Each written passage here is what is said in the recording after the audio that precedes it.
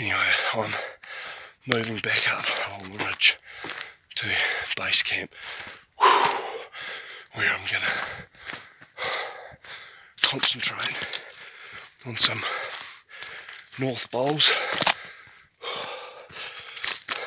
and hopefully the bowls have something moving around on them.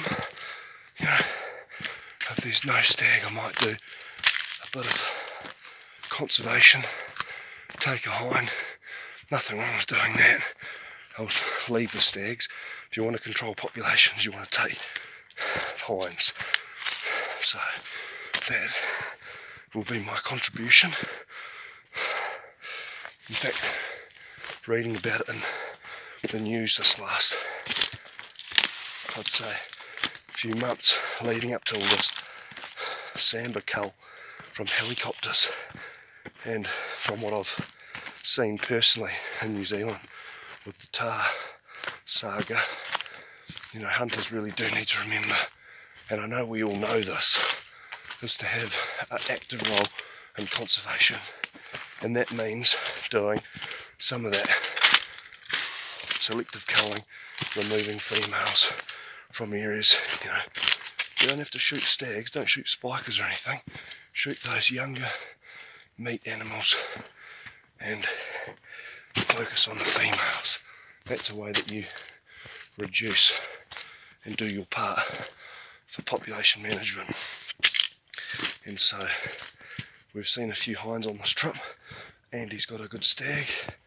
I've got no qualms in doing a little bit of conservation, and that's something that I would like many of you to think about when you're on your next hunts. You know, I know everyone's out there, well, no, not everyone, some people are genuinely out for meat, and that's great, but for those of us that are out there looking for a pair of antlers, just remember that when you've got a pair and you're still seeing animals, do your part for conservation. Take a meat animal, take a hind, take a yearling, leave those spikers so they can grow into a bigger stag.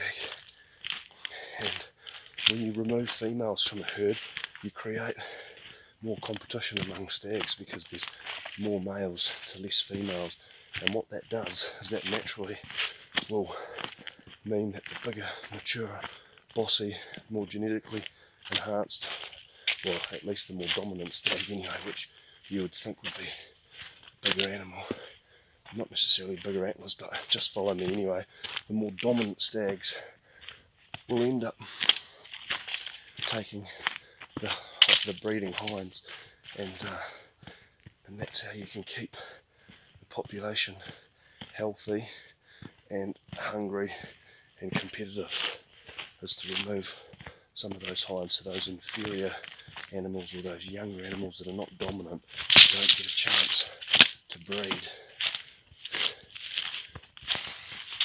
So yeah, just keep that in mind.